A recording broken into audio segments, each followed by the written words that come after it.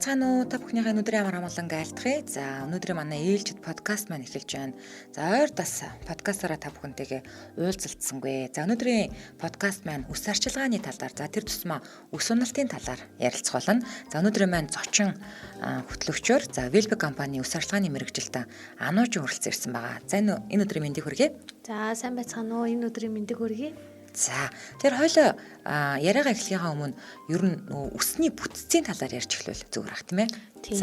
За үс нь ер нь бол болцоо тэгээд их би гэсэн хоёр хэсгээр тогтдог. За тэгээ болцоо нь бид нар мэдээж бидний толгойд байрлаж байгаа. За тэр болцоогоороо бид нар шимт хичээлээ аваад үс маань уургадаг тий. Тэгээд амьдрах хугацаанд усаад бас ундаг. Тэгээд цаанаас нь шинээр гарч ирдэг. Тэгэхээр ер нь бол хүнээс үс унахгүй байх гэж бол байхгүй. Ер нь бол өдөрт бол нэг 50-аас 100 ширхэг л нормалны үс бол байнга унжидэг гэсэн үг. Тэгээд тэрнийхээ хойноос шинээр үс гарч идэг. За тэгээд үс маань өөрөө одоо толгойг маань хамгаалж авах үүрэгтэй дайвар эрхтэн гэж явдаг. За тэгээд хуух арчилгаа болон үс арчилгаа хоёрыг тусад нь явуулдаг. Тэгэхээр тусад нь өөр одоо бүтээгдэхүүн өөр найрлагатай бүтээгдэхүүнийг хэрэглэдэг гэсэн үг. За тэгэхээр хоёул бүр хүүхдийг төрсэн цагаас нь ярил л да. Зарим хүүхдүүд айгүй дайгтай гэж ярьдаг штэ. Үстэй зарим хүүхдүүд баг өсгүй шахаад төрдөг штэ. Энэ ген мэн удамтай холбоотой гэдэг юм уу? Энэ ямар учиртай юм? Тий, ер нь бол 100% удамтай холбоотой. Бидний генд одоо жишээлбэл надад тэдэн ширхэг болцоо, одоо танд тэдэн ширхэг болцоо гэд цаанаас нь програмчлагдсан байдаг. За тэгээд мөн одоо зарим хүний үс чинь төрөлхийн шингэн, зарим нь бүр төрөлхийн өтгөн байдаг шүү дээ. Ер нь хүртэл програмчлагдсан байдаг. Тэгэхээр ер нь бол удамтай бол салшгүй холбоотой тэр бол. Тэгэхээр нэг та хүүхдтэй өгдөг. За бидний донд нэг ийм яриад эрднэрийн дунд цээж хорсоод байна гэж жирэмсэн байхад тэгэнгүүт үс ихтэй дайгтай хүүхэд төрөх болохоор тэгдгийн гэл тэгдэдээ. Энэ хэрэг ортон бол энэ яриа ортой явахгүй юу? Юу талаасаа эрүүл мэндтэй талаасаа бол тиймч амар ортой биш. Ер нь бол амд амтсан л яриа байх магадaltaй. За тэгээд тэгээд өсвруулаад тэнгууд нэг шингэн үстэй өтгөн үстэй гэлдэгдэг шүү дээ тий. Тэр тэгэхээр таны түрүүний хэлсэнчлэн булцуун тэд байх хэрэгтэй гэдээ програмчлагдсан байдаг гэсэн шүү дээ тий. Гентэйгээ холбоотойгоор. Тэгэхээр яг нэг одоо булцуун ихтэй үс бол хүн бол өтгөн үстэй байх нь шүү дээ тий. Өтгөн одоо юу гэдэг өтгөн үс гэхэлэр чинь нэг юм ширүү нэг юм арай л нэг бүдүүн үснүүд байдаг штэ. Эсвэл бүр нэг юм төрөлхийн шингэн үстэй хүмүүс байдаг штэ. Тэгээ буржгар үстэй. Тэгээд бас шинхэн одоо ингээд нэг юм налмаагаад унцдаг гэл ингээд янз бүр штэ. Тэгээ нөгөө хүмүүс чинь байгаа нь байхгүйгээ ингээд хүсдэг штэ. Буржгар үстэй хүмүүс яана чинээс ямар гоё шулуухан юм бэ? Би нэг ийм дандаа ингээд шулуун байж байгаа үстэй болох юмсан ухаагаа шулуунаараа гэлдэгдэг штэ. Эднэр юутай холбоотой байдیں۔ Шулуун буржгар тэр үсний дууд нөгөө бүдүүн нарийн ширхгүүд нь бас л бүгдээрээ юу гентэй холбоотой удам гэсэн үг ер нь. Тэгэхээр ер нь буржгар үстэй хүмүүс нарийнхан ширхтэй байх магадaltaй өндөр байдаг. Буржгар үстэй хүмүүс нарийнхан ширхтэй тэгсэн мөртлөө нэгторшил буюу булцуунаас булцуу хоорондох зай. Ер нь булцууны тоолон гэсэн үг. Тийм байдаг. Тэгээд илүү тэр буржгар үсэнд ямар арчилгаа шаарддаг гэхээр илүү тэр хөнгөн бүтцтэй. Одоо хөнгөн бүтцтэй шампунь, хөнгөн тийм тосрохог биш, хөнгөн бүтцтэй кондишн ч юм уу тиймэрхүү юмнууд ер нь бол тохирдог. Тэгэхээр нөгөө буржгар үстэй хүмүүс маань хөвчлэн их нь ер нь бол нарийнхан ширхтэй байдаг. За төрөлхийн шулуун хүмүүс ихэнх нь баг бүдүүн ширхтэй байгаад байдаг. Гэхдээ бас тэр бүдүүн ширхэг нь хувь өнд өөр. Жишээлбэл минийх нэг 15 мм ээж яг таних нэг 11 ч юм уу тиймэрхүү байдаг. Тэгэхээр бас л энэ маань гентэй холбоотой. За бас нэг хүмүүсийн дунд яригддаг яриад штэ. Шартаа өнөр өсөд таруулах руу айгу хурдан ургах юм гэлтэй. Тэгэнгүүт би бол яг зүгээр энийг ингэж боддог. Өнөөдөр жишээлбэл би ингээд таксин зуусан чинь таксины жолооч ихч би одоо ингээд 8 сард л үсээд таксин жолооч ингээд оронгууд баахан юм хам чимээл ярьдаг штэ тий. Үсээс та 8 сар тарьсан чинь одоо ерөөсөө урахгүй юм. Тэгэхээр би бодисын солилцоо хүртэл удаашрд юм чинь нас яваад ирэхээр бүх юм удаашрдаг баха гэд би зүгээр өөрийнхөө л бодсноор хариулсан л та. Энэ хэр ортой вэ? Тий, ер нь бол ортой. Тэгэхээр нөгөө нэг бидний хэр зэрэг унтж амарч байгаа тий хэр зэрэг стресстэй байгаа, хэр зэрэг шимт хичээлтэй хоол идж байгаа, хэр зэрэг ус ууж байгаа гэдэг маань хүртэл ер нь бол хүсний ургалтанд нөлөөлдөг. Уналтанд ч бас нөлөөлдөг. Тэгэхээр нөгөө нэг яг хурдан ургаатай бигдэг маань бас л нөгөө нэг генд нь креатинжуулах буюу ус ургах процесс тэр хүн хэр хурдтай явдаг хүн бэ гэдгээсээ бас их шалтгаалдаг. Зарим хүнийх айгүй удаа ургадаг мөртлөө заримх нь айгүй хурдан ургааддаг. Тэр болохоор бас бодисын солилцоотой холбоотой байна. Бас генд наага креатинжуулах процесстэй холбоотой. За хоёулаа дээр нэгэн л үсгийн талаар ярьсан чи одоо өнгөрөө орё л доо.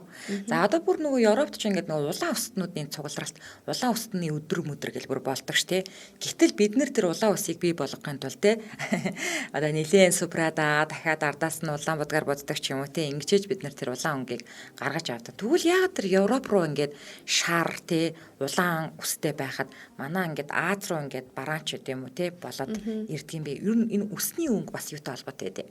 Үсний өнг за яг үсний өнгийг үзүүлж байгаа бидний арьсанд байж байгаа меланин гэдэг одоо бодисдаг байхгүй юу? Тэр маань одоо жишээлбэл бид нэр хөгшрөөд ирэхээр цагаараа л ирдэг шүү дээ тий үс маань. Тэр бас меланин гэдэг бодис маань өөрөө байхгүй болоод ирчин гэсэн үг. Тэгэхээр бас л бодисын солилцоотой холбоотой. За орон оронд өөр байдаг нь бас л нөгөө нэг гентэй л холбоотой гэсэн үг. За. Тэгэхээр сая хөгшрөхөөр ус бууралдаг гэж ярьлаа. Залуугасаа ч гэсэн бууралтаад эхэлдэг шүү дээ тий.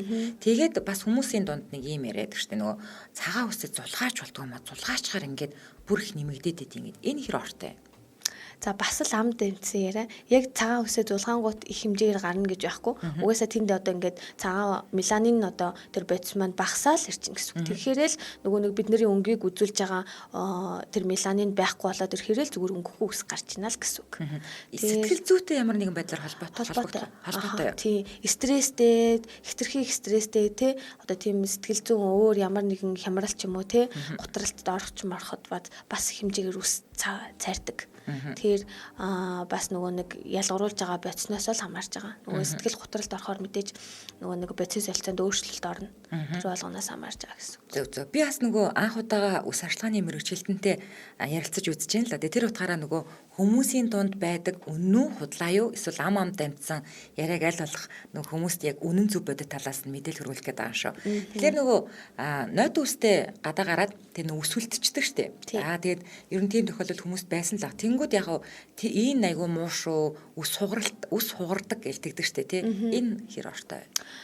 Ер нь ортой. Одоо бид нөгөө нэг шампунаасаа тий кондишн, тижээлийн маск, серум гэдэг тэр болгоноос тижээл ингээ авчиж байгаа. Тэнгүү тэрийг гадаа гараад ууршуулад байна гэсэн. Одоо бид нарыг үсээ норонгууд бидний үсний хамгийн гаднах давхарх нээгдэж ирдэг байхгүй. Тэгээд тэр нээгдсэн нүхээрээ шим тижээл авч идэг. Тэгэхээр тэр маань болохоор үс хатсны дараа бүрэн хаагддаг. Тэг үсээ хамгаалж идэг.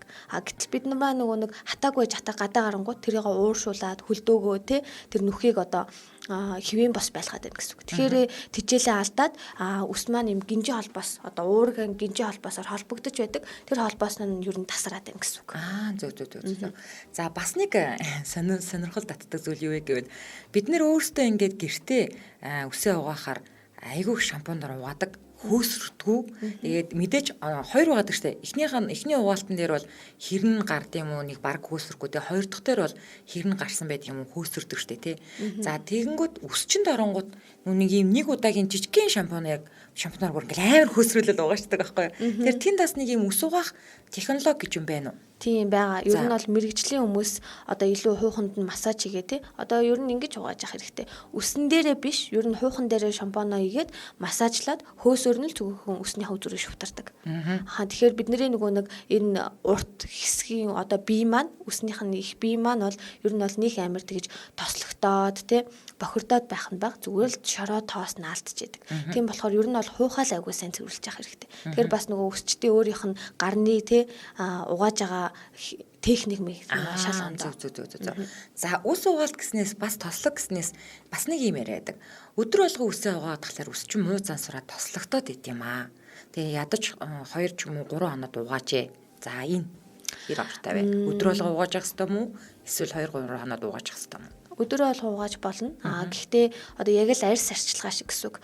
Арьсаа бид нар чинь цэвэрлжээд араас нь чигшүүлэгч бүтээгдэхүүнүүд хэрэгэлдэг шүү дээ. Одоо тост тий тонер ч юм уу тий хэрэгэлдэг. Харин яг үгсэн дээрээ угаачаа тэр чигээр нь орхичдаг. Тэгэхээр араас нь заавал серум, ампул, тоник ч юм уу тий ухаа бас чигшүүлж авах бүтээгдэхүүн хэрэглэж байгаа хэрэгтэй. Тэр нөхцөлд бол тосны булчирхаа тэгж ямар ажиллаад байхгүй. Тосны булчирхаа ямар үед ажилладаг вэ гэхлээр миний хуурай байна. Тэгэхээр би чигшүүлж хамгаалах хэрэгтэй. Гэд их хэмжээгээр ажиллаад байдаг. Тэгэхээр угаах болгонд угаасаа хуурайш нь тийм болохоор тосны булчирхаа ажиллаа л юм гэсэн үг. Харин нөгөө нэг угаахгүй 3 муу хонцгоор нэг амар тослогддгоо маслогддгоо гэдэг нь угаасаа л тослох байх юм чинь тосны булчирхаа ажиллах шаардлага байхгүй тэнд. Зөв. За тэгээ хойлоо үндсэн сэдв рүүгээ оръё. Өнөөдөр битээр үс уналтын талаар ярьж байгаа. Үс тэгвэл за та унжаах ёстой гэдгсэн шүү дээ тий. Тэгвэл их хэмжээгээр ингээ ундаг уяадаг штэ тий. За миний амьдрал дээр одоо яг өөрөө мэдчихэж байгаагаар бол би төрсний дараа миний ус маш их унсан. За тэгээд бас бүр нэг зарим нэг хүмүүсэд бүр ингээд халцарцсан бүр ингээ амар ингээд тугаараа унаа тий. Тэгээд ядрагаанд орчоод байна харин гээл тий. Тэгвэл үнэхээр тэр ядрагаанд орсноос болоод тийм үү хүүхэд төрүүлсийн дараа би бол бас жаахан ядраад бас ундын болов. Ер нь ус унах шалтгааныг хэлж өгөөч. Яагаад унаад байдэ? За ус ер нь бол өдөрт нэг 50-100 шиг ундаг гэж хэлсэн тийм. Тэгэхээр хэдүүлээ нөгөө нэг үсээ ямар тоолоод яваад л тийм. За минийх 50 идэг юм чинь хэвэн бэ гэж тоолохгүй. Тэгэхээр яаж мэдэх вэ гэхлээр за хамгийн энгийн аргууд нь гэх юм бол өглөө босч ирэнгүүт дэрэн дээр үс байна уу тий. За тэгээд хувцсан дээр одоо өөрийн чинь хаад агсан газар үс чи унаал дагаад байна. Тэгээд үсээ угаахад нөгөө нэг байна ингээ бүглэрүүд бүр ус нь доошоо явдггүй шүү дээ тий. Тийм тохиолдолд ер нь за хэвийн биш уналт юм наа гэж өөрийгөө тодорхойлох хэрэгтэй. За тэгээд за ус унах шалтгаан бол маш олон төрөл. Ус унах шалтгаан нь жишээлбэл эрдэс дутагдах, витамин дутагдах байж болно. За стресс ядаргаа байж болно. Удаан хугацаагаар им уух тий. Нөгөө одоо дархлаа дарангуулдаг им уух ч юм уу тий. За тэгээд удмын гаралтай. Удмын гаралтай ус уналт гэж байгаа. За тэгээд хамгийн том шалтгаан бол ер нь бол даавар байгааддаг. За тэгэхээр нөгөө нэг төрсний дараах бид нар мэдээж нөгөө нэг хүүхдээ гаргасны дараа бас л бидний бие махбод буцаад хэвэн болох гэж нэлээд өөрчлөлтөнд ордог.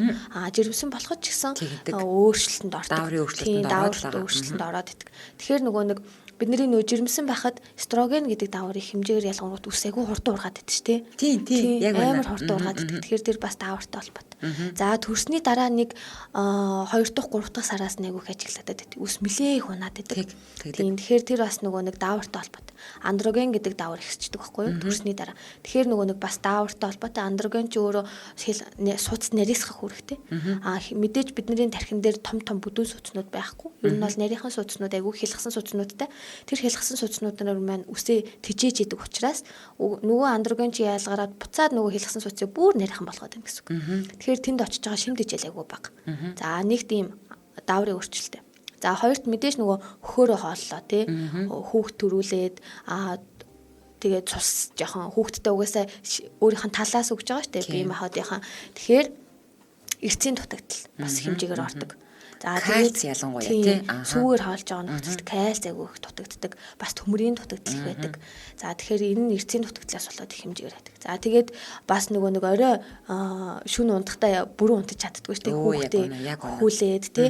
Тэр болгонд ч угаасаа унтна гэдэг маань бие махбод өөрийгөө засч идэг унтах үед.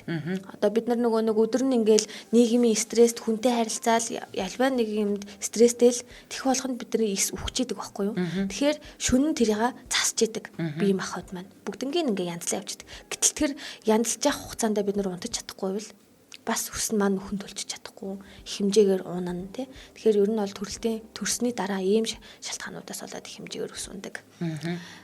За тэгвэл одоо тэгээд унаад ангуудаа одоо сүүлийн үед чинь ингээд бэхэлгэн, төрхтөг юмлгэн ингээл одоо янз бүрийн л ус сургуулдаг юмуд гарцсан л байна л да тий. Тэгээ та яг мэрэгжилтний зүгээс шампунь ч гэдэм үү тий одоо ус арчилгааны хувьд ус уналтан дээр зөвлөгөө болгох бүтээгдэхүүн юу вэ?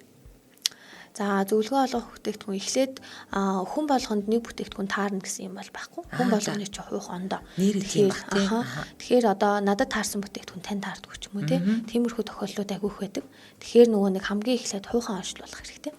За өөрийнхөө хувийг ийм байдалтай байгаа юм байна. Хитрхи хуурайшаад байна уу те? Хитрхи их тослогдоод байна уу тий дундуура тасарч унаад байна уу эсвэл угаараа унаад байна уу гэдгийг тодорхойлох хэрэгтэй. За тэгж тодорхойлсноороо яг тэр өөрийнхөө тухайн хуухандаа тохирсон бүтээгдэхүүнийг авч хэрэглэн гэсэн үг. Тэгснээрээ цаг хугацаа ч алдахгүй тий эдийн засгийн хувьд ч гэсэн хэмнэлттэй. Тэгээд хурдан аргаар өсөө одоо нөхөндүүлжүүлээд уналтаа багасгах боломжтой.